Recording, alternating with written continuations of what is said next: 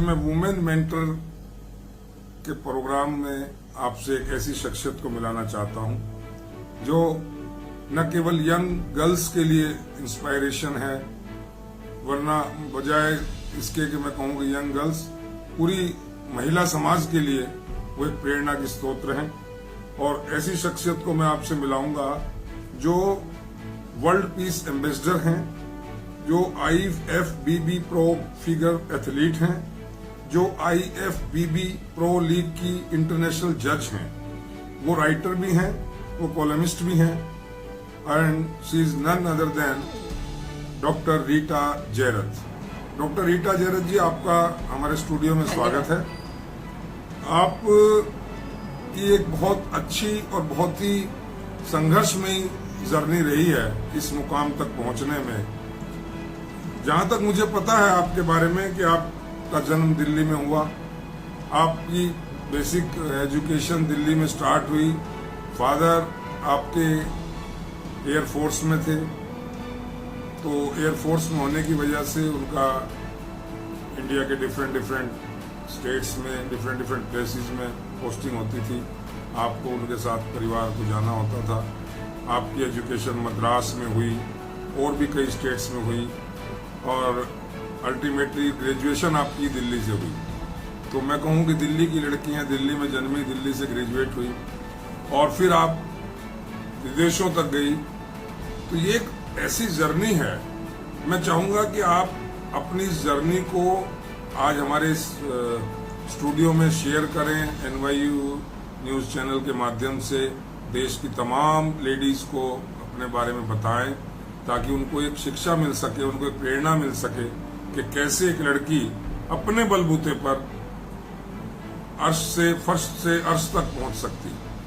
तो मैं जानना चाहूंगा कि आप में ये जो बॉडी बिल्डर बनने का जो ख्वाब या जो इच्छा या जो आपके अंदर एक जिज्ञासा हुई, ये कब हुई? किस एज में आपको लगा कि आपको रेसलर नहीं बनना है, आपको बैडमिंटन प्लेयर नहीं बनना है, आपको खो खो प्लेयर नहीं बनना है या चेस प्लेयर नहीं बनना है, आपको बॉडी बिल्डर बनना है? ये चीज आपके अंदर कहाँ से और कब महसूस हुई?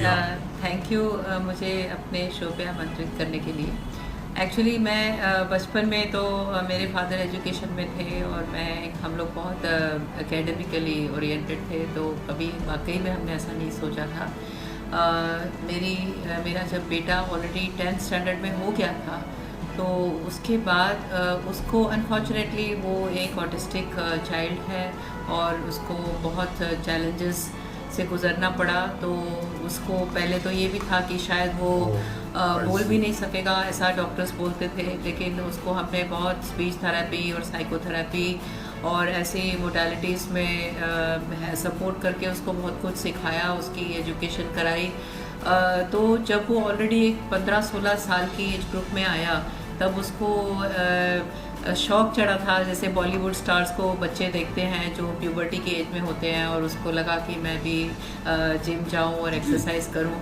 तो अभी उसको मैं अकेला नहीं भेज सकती थी और उसको हमेशा मेरी ज़रूरत रहती थी, तो मैं उसके साथ जिम गई और वहाँ मैं देखा कि जो ट्रेनर्स हैं वो लोग लेडीज़ को उस टाइम पे, आज से 15 से 20 साल पहले, वो एंकरेज नहीं करते थे कि वेट ट्रेनिंग करें, और वो मुझे बहुत रोकते थे और मुझे ऐसा लगता था कि मुझे इसके बारे में पढ़ना है और बहुत कुछ जानना है। तो मैंने फ़िज़िकल एजुकेशन पे कोर्सेज़ भी किए। मैंने तमिलनाडु यूनिवर्सिटी से इसमें पोस्ट ग्रेजुएट डिप्लोमा भी किया और बहुत सर्टिफिकेशंस किए। और फिर मैं उनको बोलती थी, मैं समझाती थी कि ऐसा नहीं है, ये आपकी मिसकंसेप्शन है, ये मिथ्स हैं और इसको क्लियर करना चाहिए।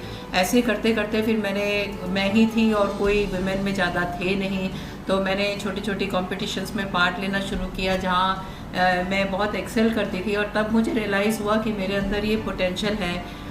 तो एक एग्ज़ाम्पल चाहिए था सोसाइटी को उस टाइम पर, और फिर व्हाई नॉट।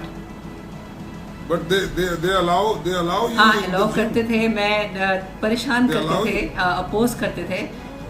हाँ, टू वर्कआउट अलाउ करते थे और अपोज वेट ट्रेनिंग के लिए अपोज करते थे। ये बोलते थे आप कार्डियोवास्कुलर करो, आप रनिंग करो, योगा करो, लेकिन वेट ट्रेनिंग आपके लिए नहीं है।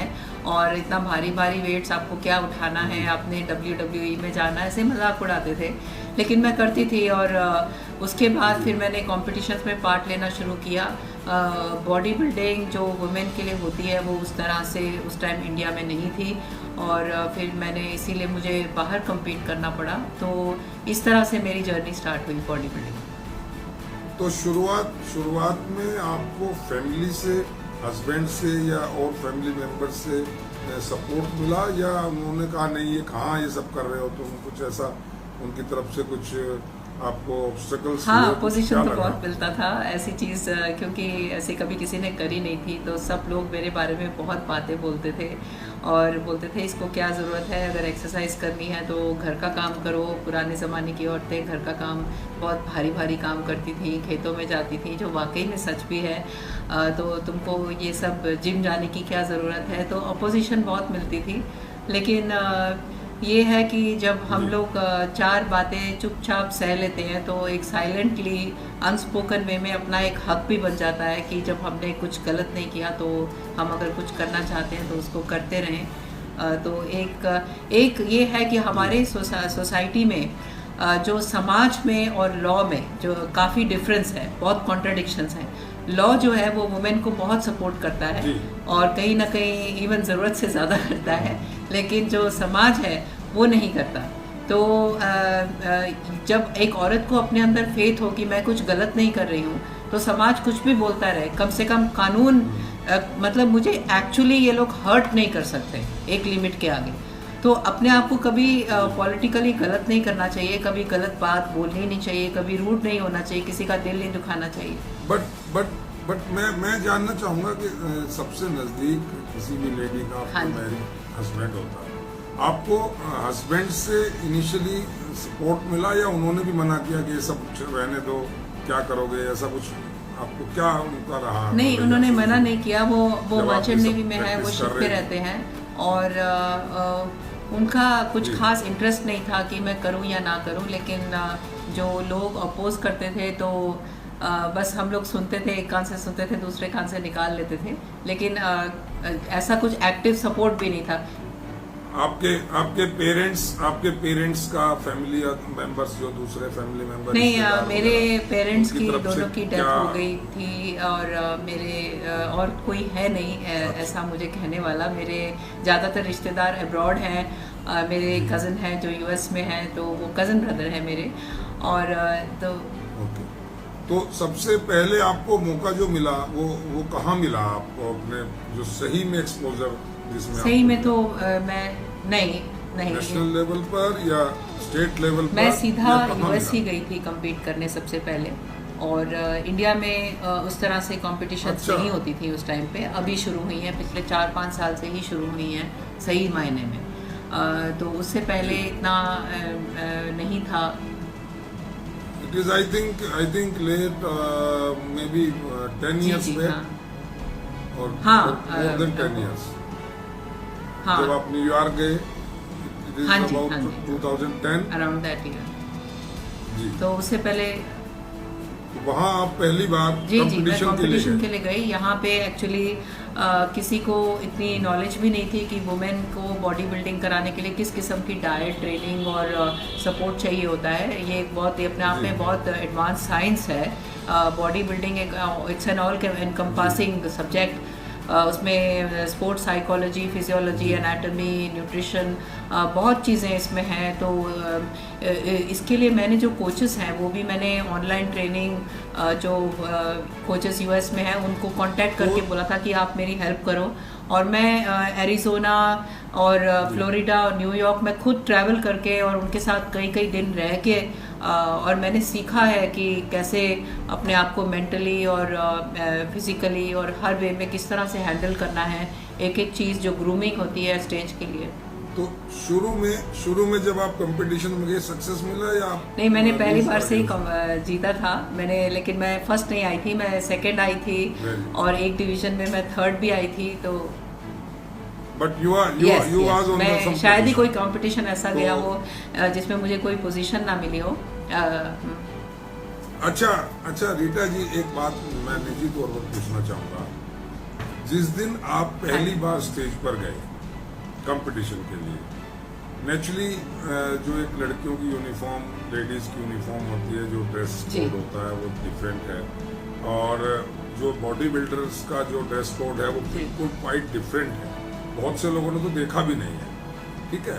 तो आपको फर्स्ट डे जब आप उस ड्रेस में आप आए, उस गेटअप में आप आए, तो आपको अंदर से कैसा एक्चुअली लगा? उसको कंपटीशन सूट बोलते हैं। हाँ, क्या महसूस हुआ? कंपटीशन सूट बोलते हैं। और क्योंकि मैं यूएस में कर रही थी, और यूएस में बॉडी को बहुत एक मतलब कि ऑब्जेक्टिवली देखा जाता है from a very anatomical point of view, कि एनाटॉमी और मस्कुलरिटी किस हद तक डेवलप है, वो बहुत प्रोफेशनल उनकी अप्रोच होती है।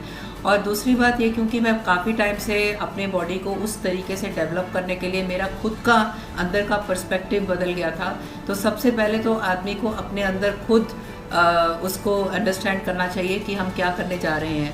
तो मैं मेंटली बहुत प्रिपेयर्ड थी, और मुझे उस दिन एक बात का ये एहसास हुआ कि जब हम स्टेज पे जाते हैं कंपटीशन सूट पहनकर, तो उस टाइम हमारे रोम रोम में हमारी जो करी हुई तपस्या और साधना होती है वो झलकती है, और उसमें कहीं गुंजाइश नहीं होती उसको किसी और तरीके से देखने की, क्योंकि हमने एक एक छोटे से छोटे मसल को बहुत स्कल्प्ट करके, चिजल करके एक एक नक्काशी करी होती है। तो उसमें जो दर्द और सैक्रिफाइस होती है वो इतनी डीप होती है कि वो हम उसके बहुत ऊपर चले जाते हैं। तो इसीलिए, और जब मैं जिस मोमेंट के लिए मैंने इतनी मेहनत और तपस्या करी थी, जब मैं स्टेज में गई थी, तो मैंने आंखें बंद करके थैंक यू गॉड कि मैं इस उम्र में आके और 20-20 साल की लड़कियों के साथ मैं compete कर पा रही हूँ और मेडल जीत पा रही हूँ। तो ये मेरा लाइफ का सबसे स्पेशल मोमेंट है। तो जब मैं पहली बार गई थी, वो मेरे लिए मेरे ज़िंदगी का सबसे पवित्र मोमेंट था। उसमें मैं थी और भगवान था, और जो भी थे वो उन्होंने तालियां बजाई, उनको ही मालूम होगा कि उनके मन में क्या था। बहुत अच्छी, बहुत बहुत बहुत बढ़िया, बहुत। तो जब आपका वो वीडियो, जब आपकी वो फोटोज, आप जब इंडिया वापस आए और आपके वो जो जहाँ पर रह रहे हैं उन लोगों ने देखा, सोसाइटी ने देखा, आपके नॉन पर्सन्स ने देखा, उनका क्या रिएक्शन था? किस टाइप जो का लोग रिएक्शन? बॉडी बिल्डिंग को प्यार करते हैं उस नेटवर्क में, तो मेरे बहुत लोगों ने मेरे को बहुत इज्जत दी। उस फील्ड में तो इज्जत मिली होगी, बट मैं बात कर रहा हूँ जो आपके नेबर्स थे, हाँ। जो आपके नॉन लोग थे, फैमिली के दूर दराज के रिश्तेदार थे, उनके रिएक्शंस जो थे वो टिपिकल इंडियंस वाले थे, या हाँ, जो हमेशा ऐसा, ये तो एक उससे आपको समाज का नियम है कि जो या हमें जानते हैं वो हमेशा अपोज करते हैं।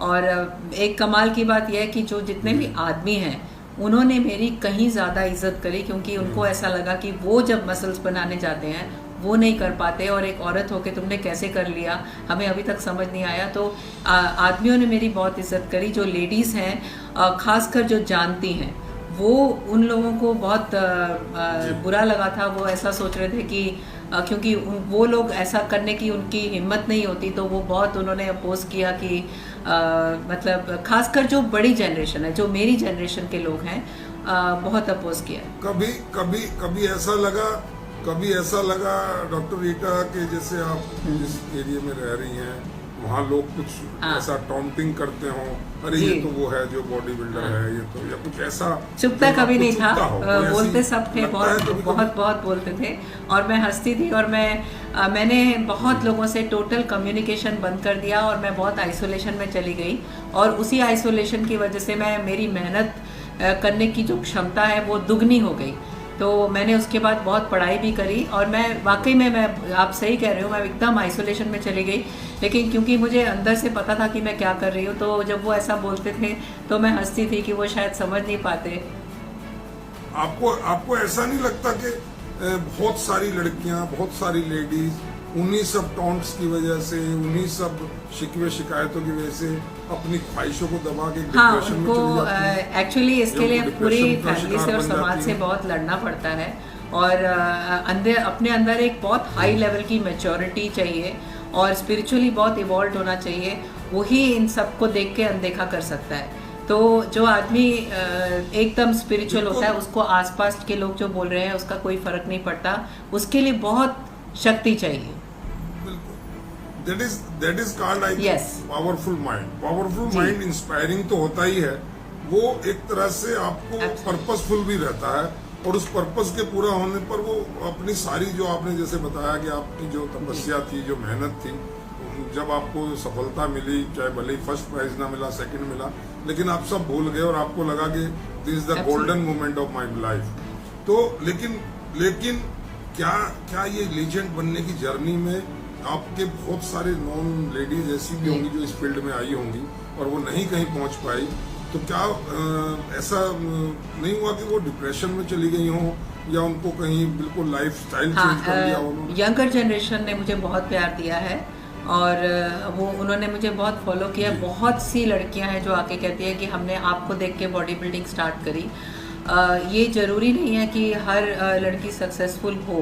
तो जो स्टेज पर लड़की पहुंचती है, चाहे उसको मेडल आए या ना आए, वो बहुत अपनी बॉडी और फिटनेस लेवल को she takes it to absolutely next level. उसका बहुत अच्छा हो जाता है, जो कि उसको लाइफ में बहुत काम आता है। सबसे बड़ी उसकी जो बेनिफिट होती है वो यही होती है। ट्रॉफी तो आपकी साइड में रखी रहेगी ड्राइंग रूम में, लेकिन जो उसको फिट रहने का एक जो लाइफस्टाइल है वो उसको पूरी ज़िंदगी तक काम आता है।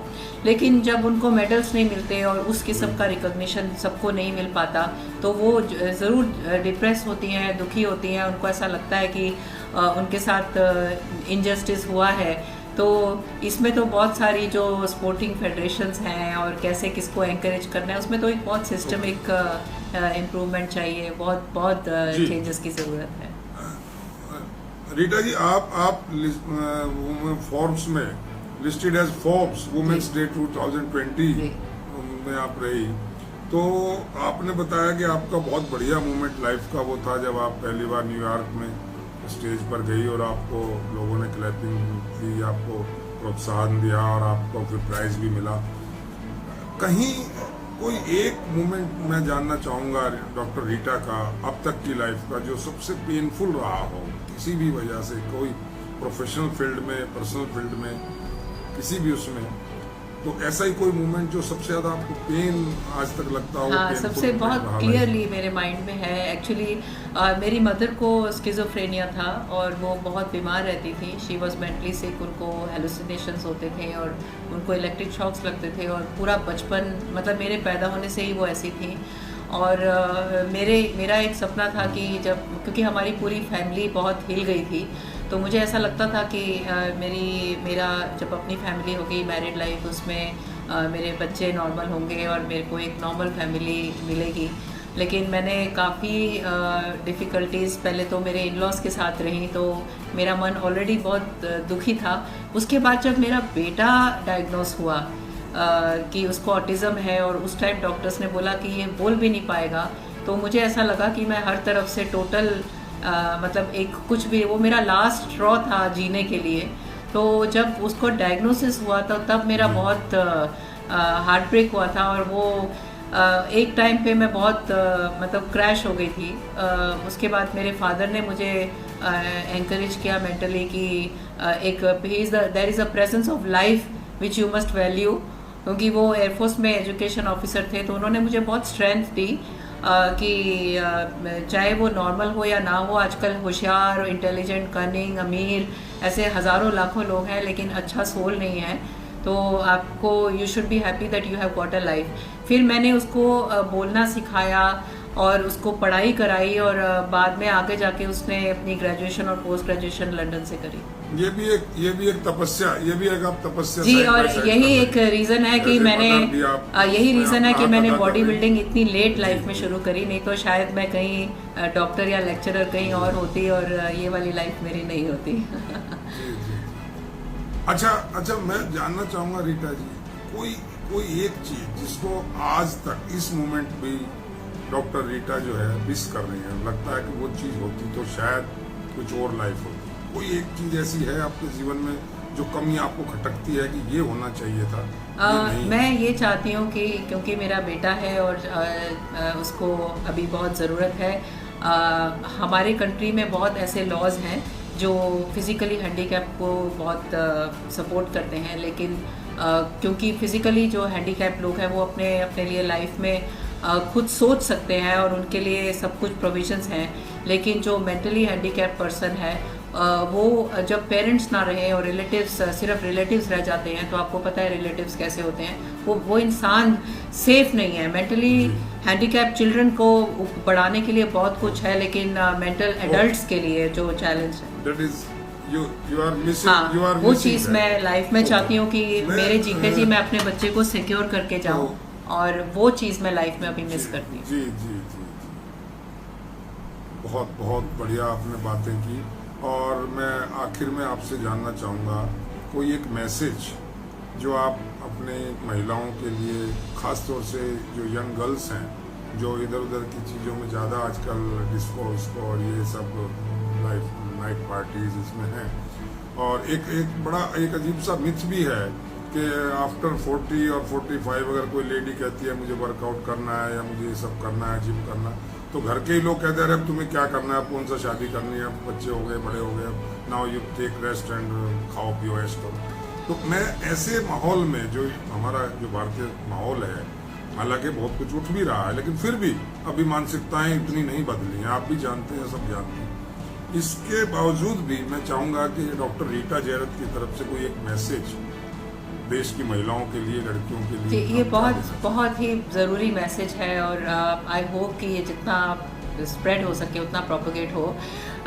एक्चुअली फिटनेस जो है, सबसे ये बहुत बड़ा मिसकंसेप्शन है कि फिटनेस जो है वो एस्थेटिक्स के लिए है या ब्यूटी के लिए है। फिटनेस इसीलिए होती है कि हम अपने जो लाइफ है उसकी वैल्यू जाने, कि भगवान ने एक ज़िंदगी दी है और हमने इसको पूरी तरह से जीना है, जो हमें टैलेंट और पोटेंशियल दिए हैं इसको हम पूरी तरह से एक्सप्लोर कर सकें। तो हमें लाइफ की हर स्टेज पर काम करने की मैक्सिमम अत्यधिक क्षमता होनी चाहिए, और इसके लिए सबसे ज़रूरी चीज़ है फिटनेस। तो फिटनेस इसलिए नहीं होती कि आप सुंदर दिखो, फिटनेस इसलिए, सुंदरता जो है वो एक सेकेंडरी चीज़ है जो एज अ बोनस हमें अपने आप मिलता है जब हमारी लाइफ में डिसिप्लिन होता है और पवित्रता होती है, तो जो सुंदरता है वो अपने आप ऑटोमेटिकली आती है।